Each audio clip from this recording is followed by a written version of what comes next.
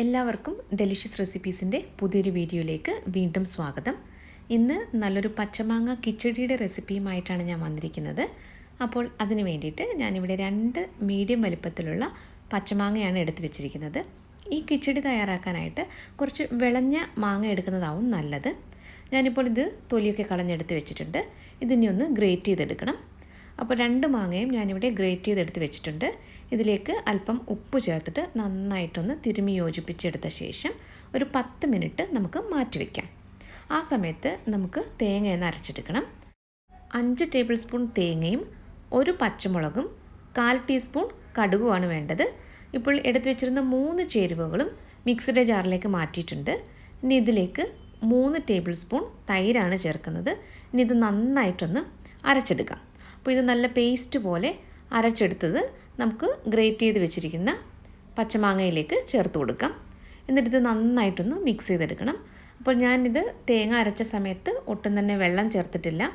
തൈര് 3 table spoon ചേർത്തിട്ടാണ് ഇതൊന്ന് അരച്ചെടുത്തിട്ടുണ്ടായിരുന്നത്. നല്ലതുപോലെ ഇതൊന്ന് ഇളക്കി കൊടുക്കാം. ഇനി നമുക്കിതിലേക്ക് ആവശ്യത്തിനുള്ള തൈര് കൂടി ചേർത്ത് കൊടുക്കണം. അപ്പോൾ ഞാനിതിവിടെ നന്നായിട്ടൊന്ന് മിക്സ് ചെയ്തെടുത്ത ശേഷം കുറച്ച് തൈരും കൂടി ഇതിലേക്ക് ചേർക്കുന്നുണ്ട്.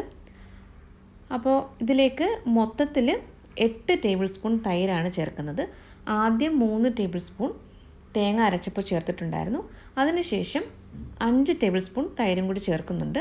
അപ്പോൾ ഇതിന് തൈരിൻ്റെ അളവിന് അങ്ങനെ പ്രത്യേകിച്ച് കണക്കില്ല. നിങ്ങൾ കുറച്ച് വീതം ഒന്ന് മിക്സ് ചെയ്ത് നോക്കുക. അതിനുശേഷം ആവശ്യമുണ്ടെങ്കിൽ കുറച്ചുകൂടി ചേർത്താൽ മതിയാകും. ഇതിലേക്ക് കുറച്ച് ഉപ്പ് കൂടി ചേർത്തിട്ട് നന്നായിട്ടൊന്ന് മിക്സ് ചെയ്തെടുക്കാം.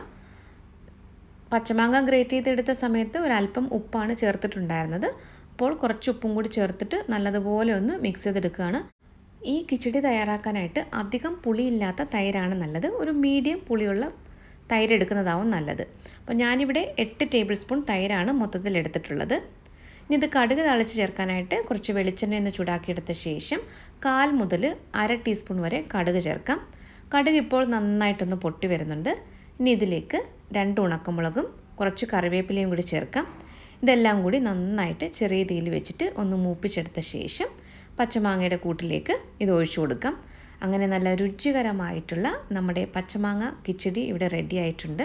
ഇനി ഇതിലേക്ക് ഞാനൊരു 1/2 ടീസ്പൂൺ പഞ്ചസാരയും കൂടി ചേർക്കുന്നുണ്ട്. പഞ്ചസാരയുടെ അളവ് പച്ചമാങ്ങയുടെ പുളിക്കനുസരിച്ചാണ് ചേർക്കേണ്ടത്.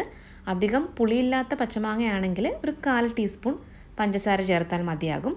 അപ്പോൾ ഞാനിവിടെ പഞ്ചസാരയും കൂടി ചേർത്തിട്ട് നന്നായിട്ടൊന്ന് മിക്സ് ചെയ്തെടുക്കുകയാണ്. ഇന്നത്തെ ഈ ഒരു നാടൻ പച്ചമാങ്ങ കിച്ചടി എല്ലാവർക്കും ഇഷ്ടമായി കാണുമെന്ന് കരുതുന്നു. അതുപോലെ നമ്മുടെ ചാനൽ ആദ്യമായിട്ടാണ് നിങ്ങൾ കാണുന്നതെങ്കിൽ ഒന്ന് സബ്സ്ക്രൈബ് ചെയ്തിട്ട് സപ്പോർട്ട് ചെയ്യാൻ മറക്കരുത്. മറ്റൊരു നല്ല റെസിപ്പിയുമായിട്ട് വീണ്ടും വരാം. താങ്ക്